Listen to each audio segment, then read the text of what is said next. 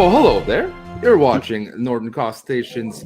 I'm Frenchie. On today's show, we got, well, some people know, most people know him as the Kid. Some people know him as a young tenderoni. I know him as the man. It's Mr. Brendan Meyer. How are you doing today? Hey, how are you? Happy to be on. Well, I'm happy to have another. I'm happy to have the ambassador of Canada in Schmoedown. You represent us very well, sir. Thank you very much. Oh, well, thank you. I'm happy to represent Canada. I've tried. I had the Hockey Night in Canada shirt once, and I've tried to flavor in some Canadian stuff. You need to go in a Don Cherry suit next time. Oh, most of the people won't know what the hell we're talking about, but it doesn't matter. All right, let's go right into it. Let's talk about your career pre-Bibbs, as I call it. Right. You go in. Were you aware what was a Schmoedown? What was the experience before Schmoedown?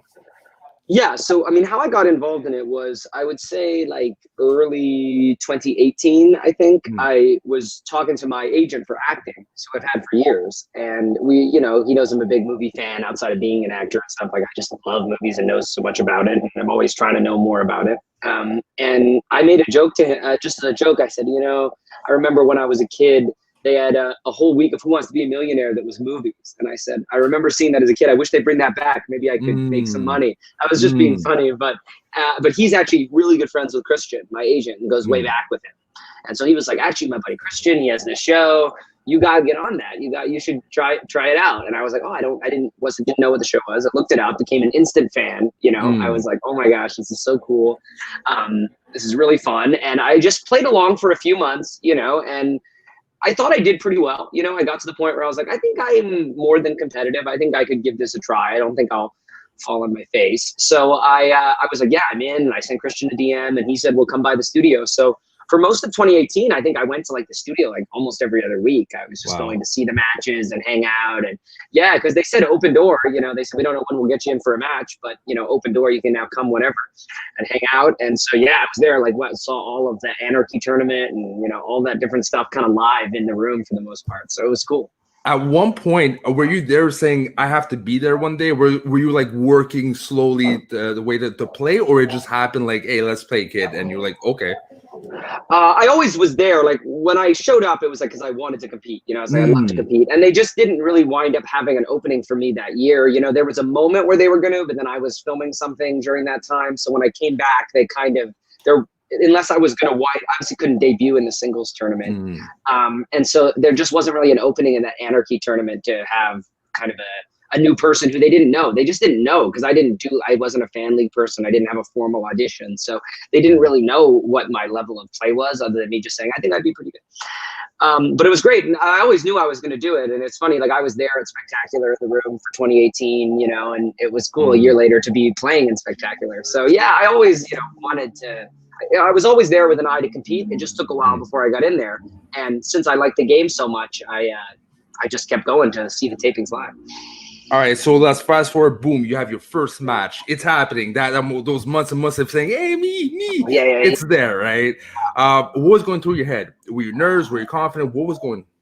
I was nervous. I mean, Paul Oyama, who I ended up playing, had been around a lot in the last couple months too, and I played along next to him, and I actually knew that he was like really, really good, and maybe just like a little. I think that match I didn't wind up winning, but it could have been a little bit closer if I'd had different. But I knew he was kind of a step better than me and maybe a step more prepared, because he just been, he was been a longer fan. He'd been into fan leagues. He was familiar with the format. So I was excited to get to play. I was a little disappointed that it was against him. I was like, I feel like there's a lot of other people. Like the average rookie is not this guy, and I feel like if you put me up against the average rookie, I'd have a much better chance of winning.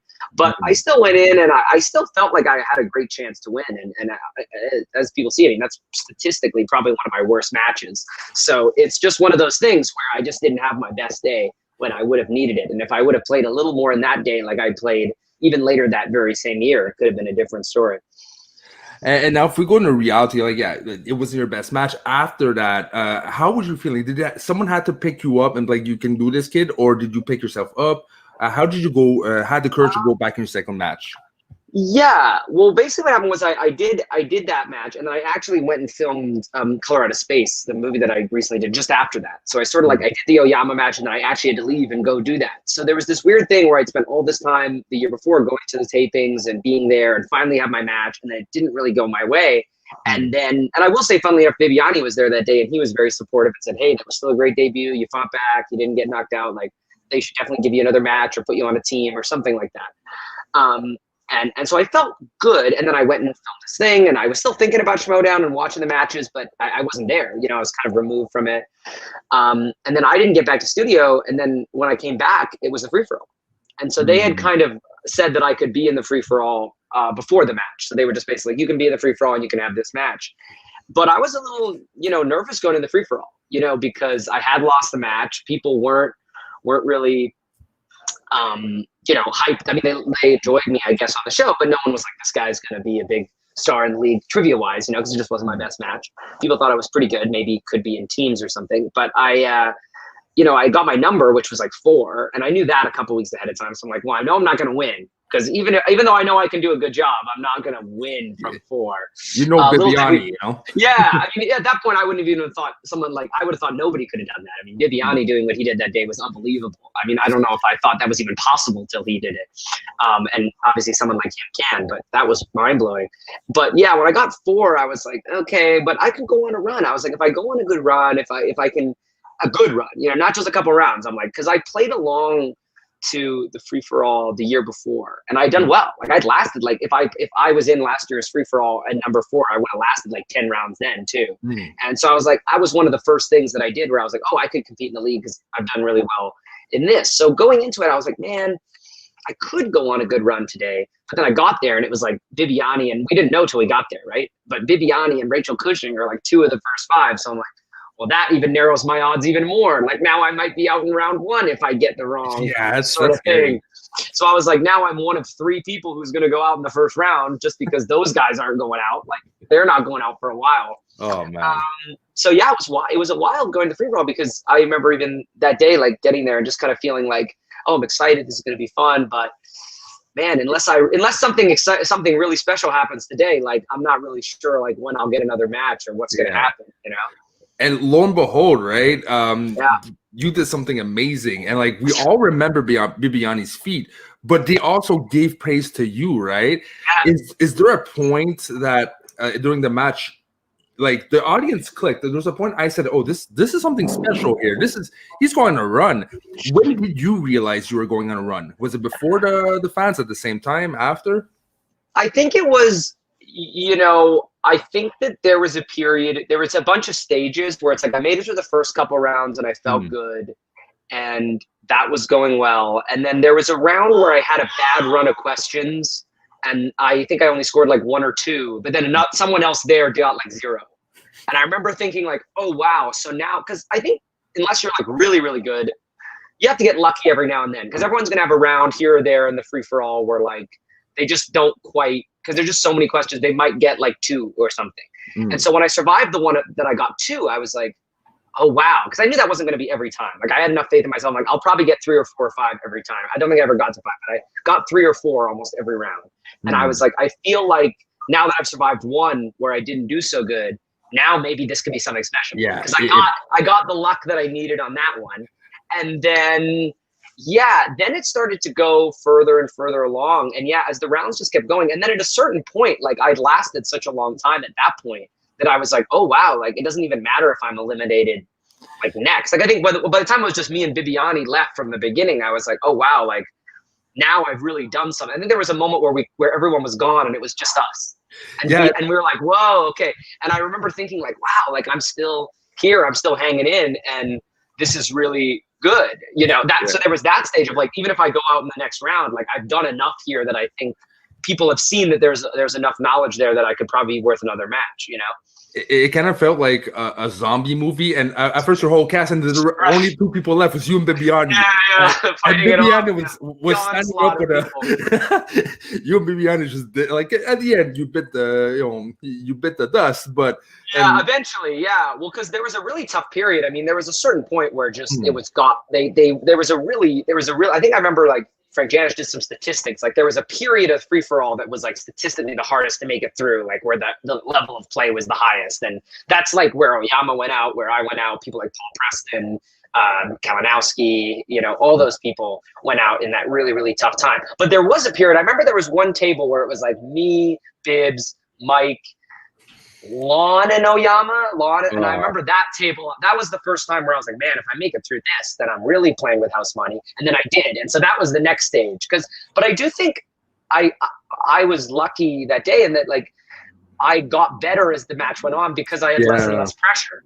So there were a couple of answers I pulled there right near the end that I don't think I would have necessarily gotten that first round, where I was really nervous and afraid, and because there was a couple of things I feel like I missed in the first couple of rounds that like I might have known if I would have been less nervous. And then there was stuff later down the road when I was so like, look, if I go out now, like, it doesn't matter. I think I'm going to get another match. I think the fans have reacted well. Christian was saying, oh, the kid, he's on a run, you know. So I thought, I think I've done enough here, like that I've done something. And then I think I made it even further because the pressure was off. And I could get more answers right. And next thing you know, your whole Schmoedown world changed. In my head, like one of the first thoughts was, Bibiani and the kid has the same energy. They both survived the zombie Schmoedown apocalypse, and they're made to work together, put them together. I really wanted that from the beginning, and there's a lot of fans that echo the sentiment. When it became a reality in your head that this might actually happen? I think I've got to remember the specific, I don't know if I remember the specific timeline, but it wasn't too long after. I'd say it was like within the month. Like within the month after the free-for-all, Christian was sort of floating the idea. And, you know, Bibiani checked it in with Whitney, who was his partner at the time, and Whitney was cool with it. He was like, hey, if the show wants to shake it up, that's cool. So I'm thankful to Whitney that he was so cool about it and stuff like that. And Bibiani was open to it, and so was I, obviously. So, yeah, it was awesome. And so it was pretty quick, actually, after the free-for-all that it became a reality that probably I was going to – and that was before I even knew when I was going to play in singles again or what was going on. But it was like the reality – was that, yeah, this is probably a team. And at that point, I think he had the #1 contender shot from the free-for-all too. So there was even talk that maybe, you know, we would win a couple matches and then just use the contender shot. And like, there was a lot of different talk going on at that time. But it was pretty quick. Like I said, it was probably within a couple of weeks, 3 weeks. How crazy. You passing from, I lose a match to, holy crap, I'm going to free-for-all to, wow, I did pretty good to bam. I am paired with one of the cornerstones of Schmoedown, you know? Right. And one of the personalities, like one of like, okay, before I go to the Bibiani question, that's one thing I forgot to write down my notes. Were you prepared? How were you thinking, like, for the introductions, for the when you go onto the scene? We all know Bibiani has a huge love for that. Were you already someone who was inkling to do so, or you were like, I'm gonna have to work on this? I always enjoyed that stuff. Like as a fan of the Schmoedown, I love the entrances and I love the stuff that Bibiani did. I wasn't sure if I was going to do a lot of that stuff personally, just for whatever reason. You know, it takes a lot of creativity to think of those things and find all that different stuff. So I always knew I would be a nicer guy character and maybe do some fun stuff here and there. But yeah, definitely being partnered with Bibiani, it's like a whole nother level of inventiveness. And I've enjoyed doing all that stuff. I mean, I always think that adds a really fun layer, whether it's when we were the announcers or the Blair Witch thing or the sort of alternate universe stuff, all that different stuff that we did. It's always been really, really fun and added a sort of new, even with this in the, virtual world, doing the lawn bit where I was the delinquent kid. I mean, a lot of that stuff comes from Bibiani. It's like he comes up with these great ideas. Even last week when Lon popped in, if you saw that match, like that was Bibbs' idea too. Like, let's get Lon in there, let's have him come and be a part of it. So yeah, I mean, I give my input and stuff like that, but Bibbs is so good at that, and he has so many great ideas that I just have really sort of enjoyed getting to be a part of it and contribute where I can. But it's a blessing, right? You're learning from the greats of Schmoedown presenters, the theatrics of it. No one else does it better like Bibiani, and you're getting a master class on how to not just that, how to have some energy, some over the top, but yet not annoying. Bibiani is so like loud and out there. But you have to look at it. It's like this, like the first time I remember him doing growl, growl. I'm like, and then next week later, I'm like, growl, growl. Oh, crap. Yeah.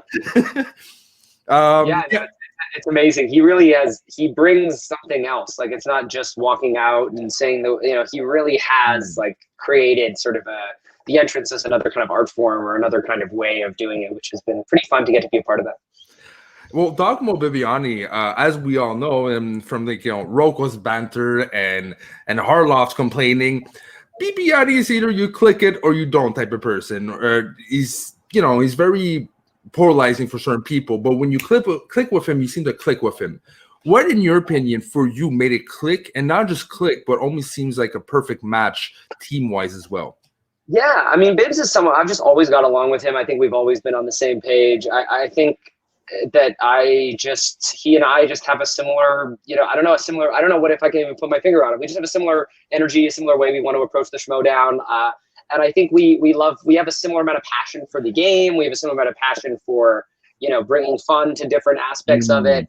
And yeah, it just really worked. And I think we just love movies. And I think we just connected on that. I mean, everybody in the Schmoedown loves film, so that's not necessarily unique, but we just had a connection. From even, the free for all. Like, I mean, we talked before and after free for all about different things, and when we weren't even thinking about being a team, and it just there seemed like there was this connection. And yeah, I've always loved working with Bibbs. I mean, it's interesting because there's a lot of people that I like in the Schmoedown. There's a lot of people that I really, really enjoy, and that I think I would have had fun being on a team with. But I can tell you right now, there's no one else I would rather be on a team with than Bibbs. It's just, he's that perfect person, and it becomes more and more true every time we get to play. I feel like every time we play, I'm more and more happy that he's my partner, both for personal reasons and then also because he just knows so much.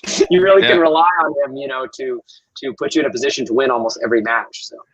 And also a little unscripted question. I know Bibbs starts standing up and it works for him. Do you stand up because it's a team's thing, or does it actually work for you? For a while last year, I don't think I really stood up that much in studio, except for our matches. In our matches I did. And then in the quarantine, actually, I have started standing just because I find it. I think I stood in New York too. I think we all did, Merle too. But yeah, I don't know. I find that it's weird. Being at home is a different thing. I feel like there's a little bit less of a live energy. And I've just found when I've been playing in these matches, I've found that I want to stand, because I find sometimes, it's like, the night before, if you don't get a great sleep or you feel a little bit like tired because there's so much, I just feel like standing up is really great. I feel like if I did a match like this, like I'm talking to you now, I feel like I might not have the energy that I need to like get all the answers and stuff. Yeah, especially when you have like 15 seconds and your body's already like, okay, well, you slept 4 hours, man. So standing up, you activate your body. And I found it was brilliant the first time Bibiani did it, and I don't get why more people don't do it. I would definitely. When I work on in a call center, right? And me doing sales sitting down does not work. I have to be up and using my arms. You're more awake, right? And I think Apollo Yama's done it too when he's played in the virtual thing.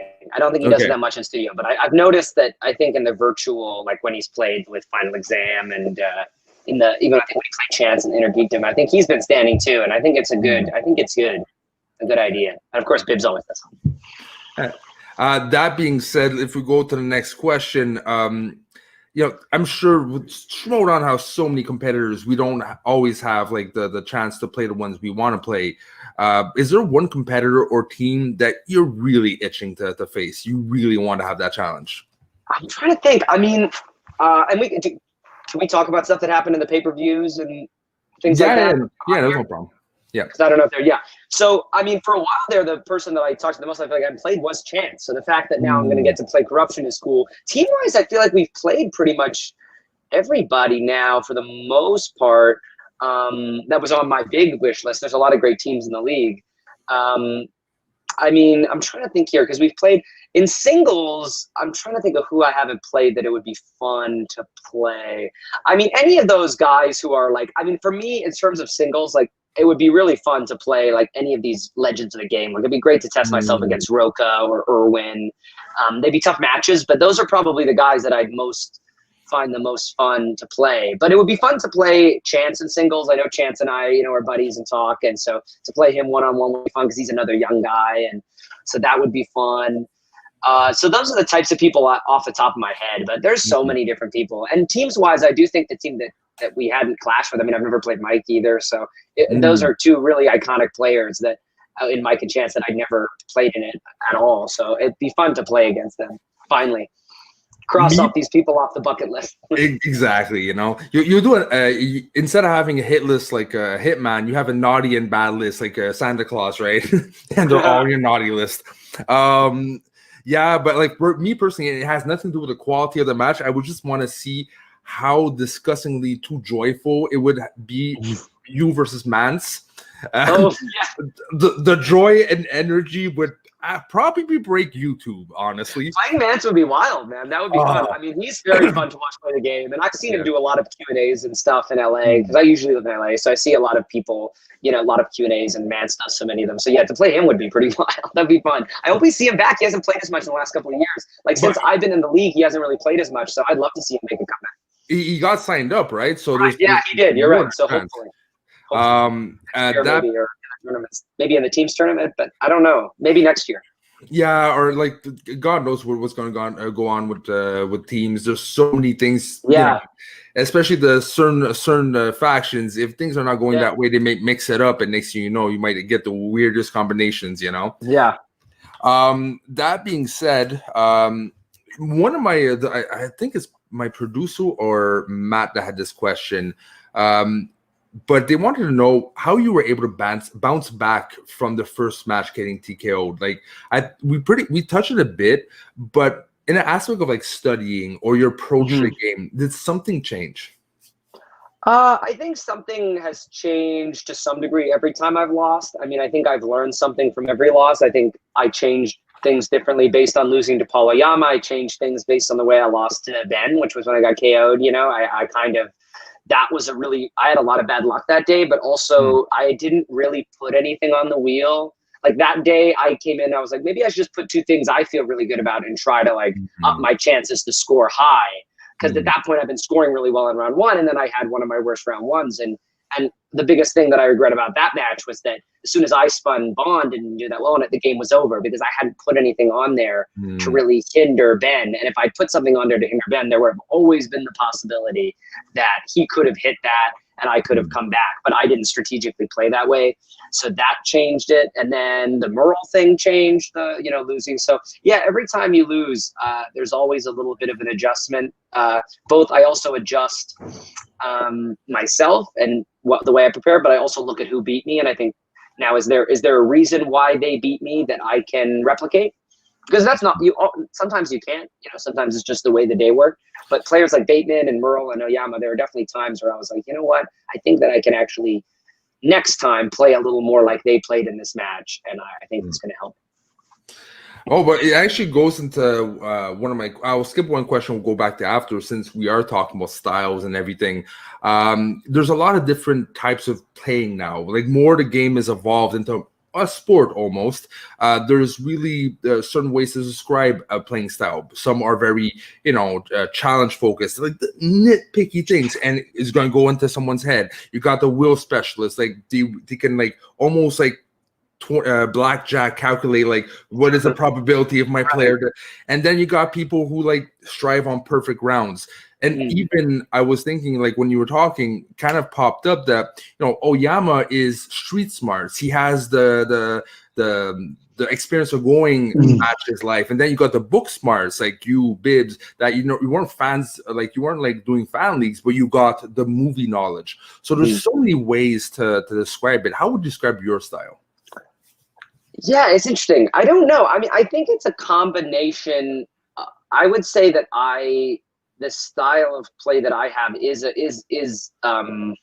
interesting. To describe it would be sort of like, I think it's evolving. Like, I think as I'm saying, I think I change. I think it's like, it's in motion. Because for me, it's like I come in and I started one way and I had my base knowledge and I just kind of went for it.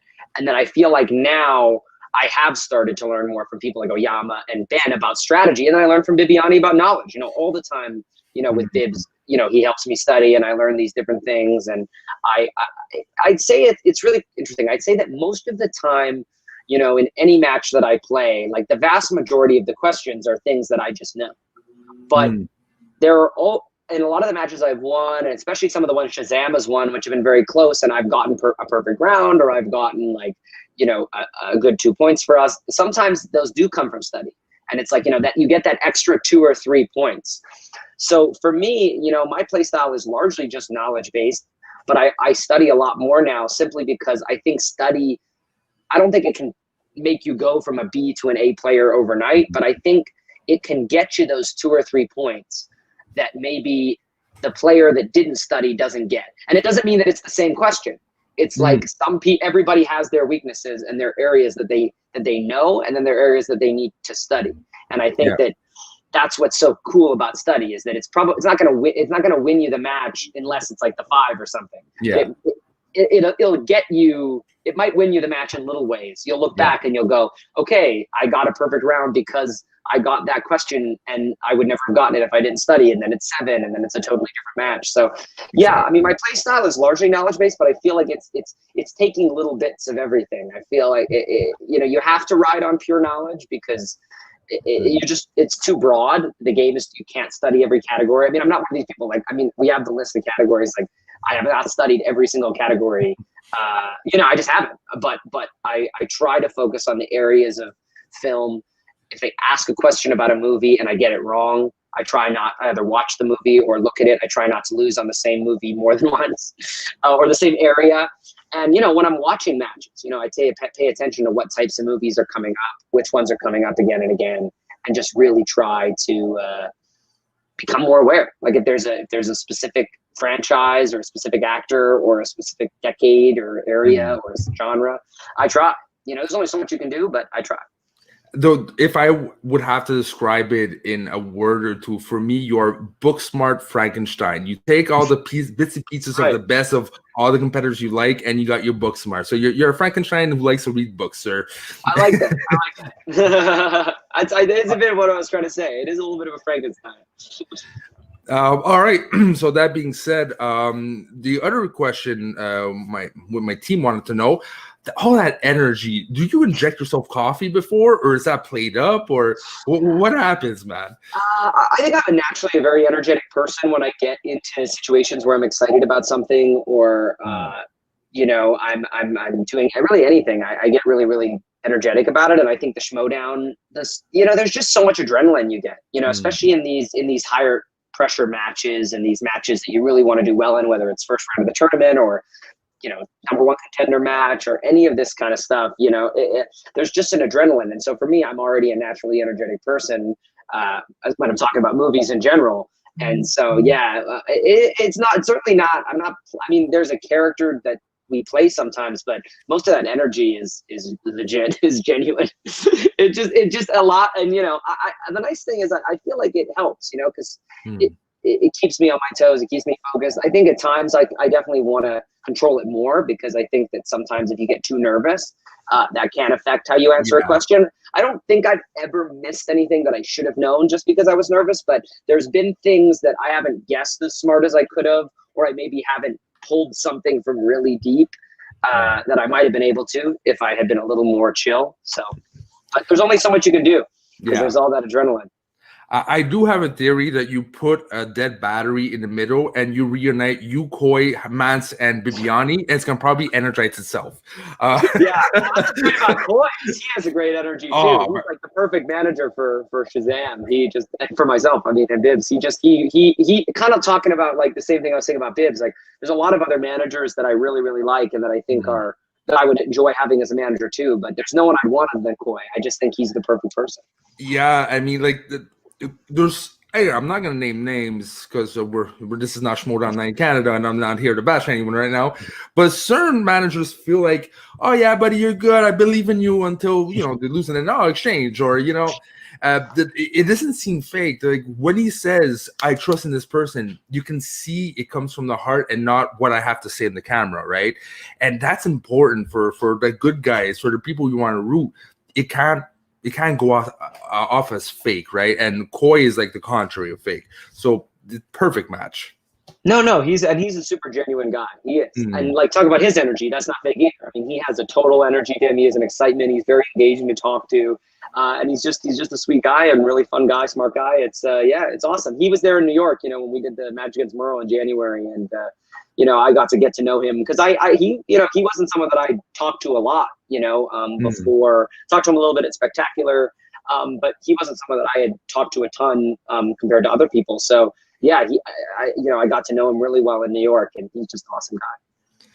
Yeah, and he seems to know how to understand their players. So like when you see him the real realms and everything, he seems to really be a good almost psychologist to really like give you the answers that come from you, but he slightly nudges you in the right direction for you to come up with your own decisions, right? And not a lot of managers have perfected that in like he does, I find. Yeah, I think what's great about Koi is that he always has an opinion. He always has a good idea, but he also defers to you as well. Like it's like if you have an idea and you have an inkling one way or the other, he supports your instincts as well, which is great. He doesn't say, "Hey, don't do that" or "do this" or whatever. He's very open to a collaboration, which is great. Yeah, and if he doesn't sign you back up for next year, he's nuts, man. But I have a feeling. So I would love to get. I mean, definitely would love to, because I think can they keep 3 people? Is that what they've said, or is it more than that? I can't remember now. But it's between 3 or 4. Weed is legal in Canada, as you know, so I don't have memory. But yeah, that's between 3 or 4. But yeah, he has to sign these guys. I can't wait to see exactly how it's going to work, because we're going to have a lot of upsets. Yeah, next you know, John Roca. Yeah. Roca is with the Quirky Mercs, and it's going to be the greatest feud with Bibiani and Roca on the same team. Oh boy! Yeah, I mean, the draft's going to be interesting this year, because you're going to get very new teams. Because 3, it's like 3 or 4 is not that many.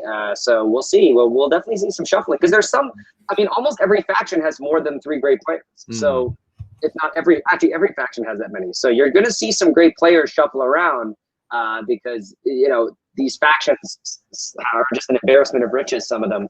And some of them might want to keep a really good player from another league too, which means they might have to drop a really great player from singles or a great IG player because they need to keep. So it's going to be interesting. It's going to be a shuffle, and one to do a lot of fantasy predictions, which I'm part of. So nice. Yeah, it'll be fun. That'll be fun. I think it'll be as fun this year as it was last year. It's going to be very, very interesting to see where everyone kind of winds up. Now, before we go into the more personal side of the interview, there's one thing I'm wondering. Let's say you become so good that no one can defeat you, when Christian Harloff is like, you have to stop playing. Other people got to win here. So let's say you have to stop, right? And you would still want to be involved with Schmoedown. Would you want to be a manager, an announcer, or be where Harloff is? What other Schmoedown position would interest you if you couldn't be a player? Yeah, I mean, it'd be fun. I mean, it'd be fun to do either. I mean, look, Harloff does an amazing job, so I don't want to take. He is the chairman. He is the top of the thing. He does an awesome job. But as far as managing and announcing, I don't know. I mean, I think I'd like to do both. I think both would be interesting. I think announcing would be fun, because that's I think management is a big commitment, so it would have to be the right time. It would have to be the right kind of thing. Because if I was going to manage, I want to be as good as some of the managers in this league. I want to have as much time to devote to that. And I think all the managers right now are doing an amazing job. There's not a single one that isn't really, killing it right now. So we'll see. But definitely, I mean, certainly in the, whenever we're back in the studio, it'd be great to call a match. That would be really fun. And I would love to be able to help somebody manage. I'd love to be able to talk somebody through the game and, be a part of those decisions. That'd be pretty fun. And we do help each other as factions sometimes too. So that is fun. Yeah, it's like it's from a perspective of creating something and then seeing it all like evolve by itself. Next, people are helping each other, and like I just put it together and it evolved. Yeah. So, and also the aspect of like a bit like mentoring someone and like giving you time, but seeing that person grow and becoming champion and going your head. Like if I was the manager and something would happen like with Winston, I know I'm like Winston. I'm crying like Winston. He's all and that's been the amazing thing about a player like Winston, a manager like Winston, is you see how invested he is in the players, and you see that he really cares, and that seems true of all the managers, but with Winston we've really seen it. It's like he has been there, and he's been on these crazy journeys. With people like Chandru and like Ace, and the Ace thing was amazing, and Winston. That's part of. I think you've seen how well Swag has been doing this year, and I think that has a lot to do with having a leader who is, helping and making sure everybody helps everybody else and has a vision. And I think like it's not an accident, that Swag is up there. And I think it's more than just a good draft, because every faction has good players. I think Winston really has a special secret something. and I got the secret sauce, but yeah, Wiz has definitely got the secret sauce. But we learned recently that nothing stays the same very fast, right? Very long. Look at corruption. Bam, they were dead last, and then next same thing can happen to Quirky Mercs. They can be first, and then Winston does a den and go in the middle pack when they're so close from the beginning, So anything can be shaken up. So I can't wait to see how the manager's going to play end the season, because you can see the strategies can probably be very different. Probably just the way they're going to construct teams is going to be very different than if it was a regular season, right? Because everything's so cramped up and everything's, in the standings are so tight right now that it's going to be amazing. Yeah, it's been amazing to see it, because, I mean, look, at the beginning of the year, there was a period there where it was like, is this even going to be competitive? I mean, Finstock Exchange was so far ahead. They had so many of the belts, and it was just like, oh, man, like, this been just want to be one of those years. And now we see, no, not at all. I mean, now we see Corruption, Swag, Quirky Mercs on the rise, and all those other teams. I mean, there's so many points available in that singles tournament. If the right player goes on a run all the way through it, and a couple other players, get a few wins, like, you're just going to see so many points going. And also, it's one of those things where if people go out early, I mean, and it's so competitive. That's the thing, is the tournament is so competitive that, a great faction can lose their best two players just because they played other good players, not because they weren't great players. Like, some of these quadrants are really, really difficult, where you're just like, oh man, well, how? I mean, two great players won't make it to the third round no matter what way it shakes out. And there's also, like you said before, scenarios that you're like, oh man, that quadrant is going to be, and then out of nowhere, you got aces that destroys every quadrant that you never would have thought. Yeah. And then you're on the other end, you come to the finals, like, this is not what I expected, Well, and look, we'll probably see stuff like that in the singles tournament. We'll probably see upsets. We'll see people we didn't expect. And yeah, all it takes is one upset to shake up the bracket, and all of a sudden an opening appears for somebody else where you thought, oh, I thought they were going to play them, and that was a bad matchup. And now that they're playing this person, they might win, and then they might. So it's definitely exciting. I'm excited. I mean, we haven't filmed it to the end. It'd be interesting to see who wins. I'm as excited as anybody. Is there a match right now, like, that's coming up that still hasn't been played on YouTube? That even if you're like your firstborn kid is in the hospital, like, no, I have to see this match. Is there like a most anticipated match that's not related to you? This first round here that's been announced. Yeah. Let me look through and see. A lot of them. I mean, I'm excited. Well, I'm excited for this, Roca versus Adam Collins thing, because that's another exchange corruption thing. And I mean, Roca's definitely the favorite, but Adam Collins was very good. So that's just the storyline, and Roca's always entertaining. He always brings it in the entertainment factor and the knowledge factor. But I think Adam Collins played really well. And so just between Roca's interplay with Shannon, and I think that one's going to be really, really fun to see. Just coming off the heels of that Corruption Founding Fathers match that Roca has to go toe-to-toe with Corruption again. I think that'll be fun to watch. Just the drama around that'll be fun. It'll be great. And I have a soft spot for Roca. He called her producer a moron, which is perfect. I love. So I love Roca. Roca will probably win, but it's like just the drama of that will be fun. All right. So yeah, let's. I just said Collins is good. You never know, so it'll be a good match. He's got family experience, Never dismiss the family experience, especially when on their home turf now, in the camera, they're at home. Yeah. They can be very dangerous. Now, that being said, let's push a Schmoedown aside. I want to know the kid, who he is, not just a kid, but as Brendan Meyer, the man himself. So, one thing, if I was looking over the movies, and one movie I saw recently. It's an acid trip. It's such a unique and awesome experience. What exactly about The Color of Space that caught your attention? How did it happen? Did you read the script? Did it got given to you? Yeah. Well, I did audition for it, but with the audition was sent a lookbook and the script. So I was able to read the script, and it was a really wild, crazy, fun ride. And then there was a lookbook talking about some of the usage of color and some of the things they were going to do, and stuff about the director Richard Stanley, who I'd made a movie for a while, and I was excited to work with him, and he was awesome. When I was lucky enough to work with him, he was amazing. And so when I first read it, though, it was just it was sort of the wild ride of it, the trip of it, and like the experience of just this ride, this journey. was super exciting to me. And yeah, so I sent off an audition tape. It was at the end of 2018. Sent off the tape, and then early 2019 heard, hey, you got it. So it wasn't as long a process as some other things. Sometimes you audition multiple times, but with this, I just sent off a tape and did my best, and was able to get and be a part of it. And it's such a, when I saw you in the movie, it was so odd because it's like the complete contrary of who you are. I know it's as we see in the Schmoedown, at one point you go nuts, it's such a dark role. What was that process like playing that kind of dark character for that kind of dark movie per se?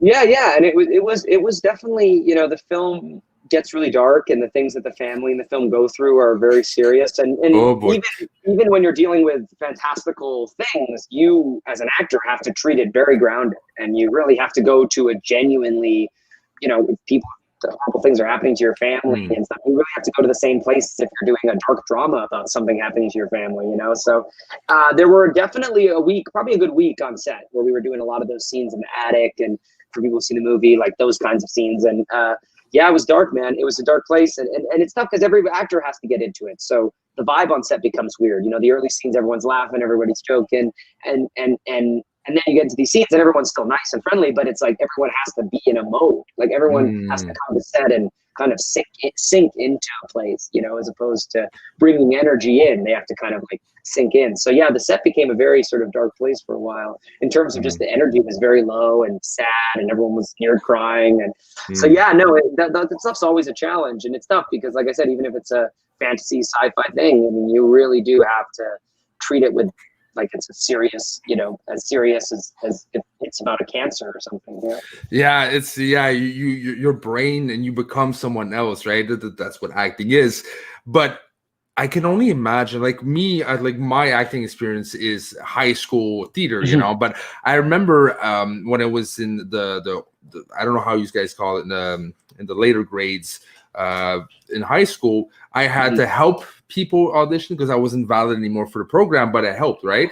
And I remember having this one person doing an audition, and she had this energy that affected me. There's something about her that I forgot my script. I was completely out. Was that what it was like to work with Nicolas Cage? Does he like give off that kind of energy? How was working with the Cage himself?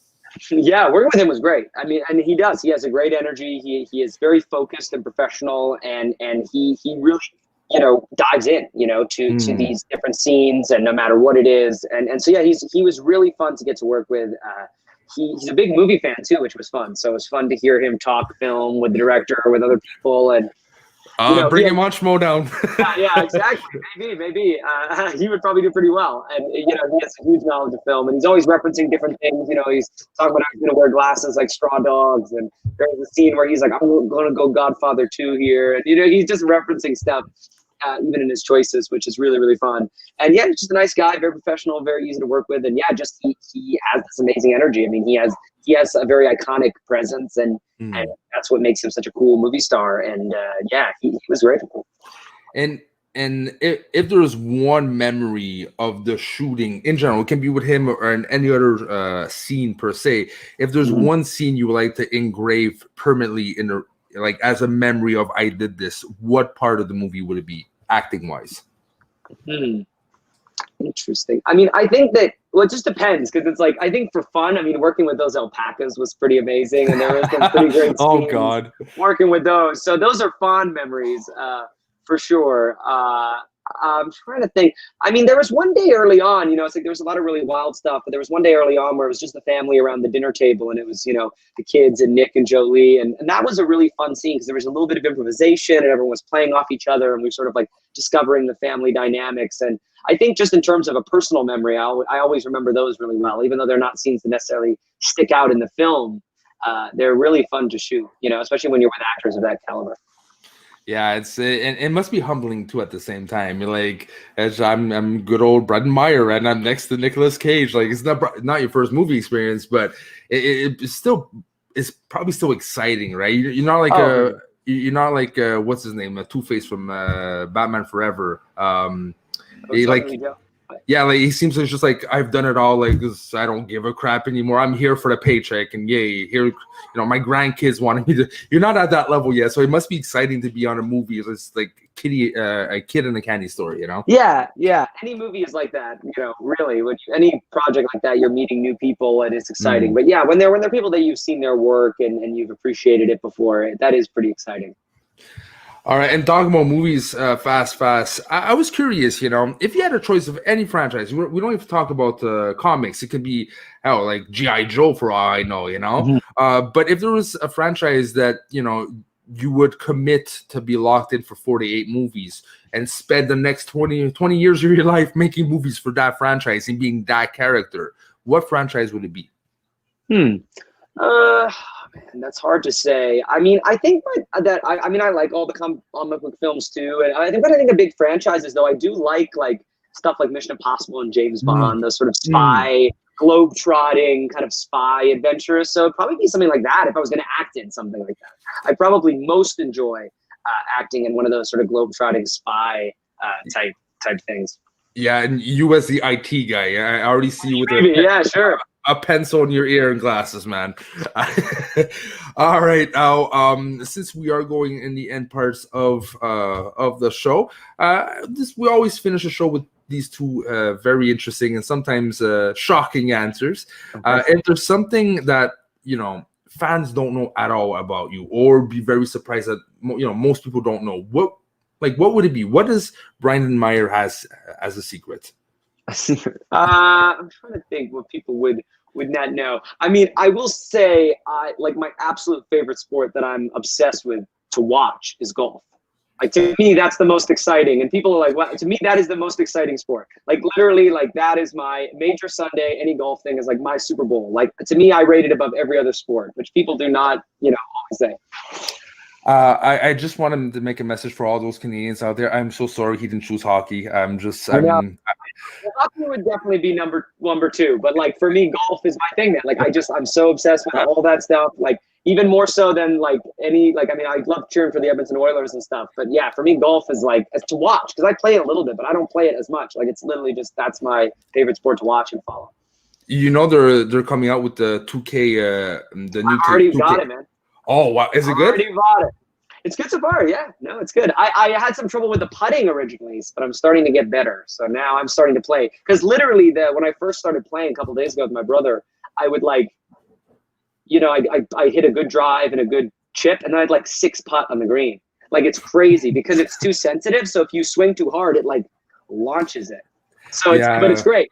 Once you figure it out, it's perfect. So I figured it out. But yeah, it was really frustrating because I think I hit it on the green. I had a 9-foot eagle putt and it turned into a 7. It was just because I kept going up and down the hill because I couldn't control the speed. I literally couldn't. Well, it's I remember playing the old Tiger Woods too, and I love hitting it and very far. But then when it comes to putting, I remember at a point I just put it the easiest level possible because I was getting frustrated at the game, and I had no other games, so I was it was golf. But putting is the worst. Yeah, for sure. All right, and the last and the most surprising, usually, of all the movies, of all the questions is if aliens will come on Earth. Next, no more movies. We would get a week's notice. They're nice enough to let us know for a week in advance. You have 3 movies you can watch as a final goodbye before movies go bye bye. What do you choose, sir? Oh man, what did I choose? Final goodbye. I think it's a very classic answer, but it is one of my favorites. I go The Godfather. I love The Godfather. I love mob stuff, so I go The Godfather. I go Casablanca, another classic. I love that. And then I probably go Memento, Christopher Nolan's Memento. I love the structure of that. I love that one. Okay, so Memento, Godfather. Yeah, those are serious. Bibiani would be proud of you, sir. He would be proud. All right. So that being said, look, this was a pure joy and pure pleasure to have you on, Brendan. Yeah, no. Thank you for having me on, man. This was great. And next thing you know, you're the next champion or team champion, and we'll have to rediscuss. Hey, I hope so. I tell you, you're gonna win so much that Harlow's gonna go to you and say, "Stop winning, please." All right. So thank you very much. And until next time. Bonsoir.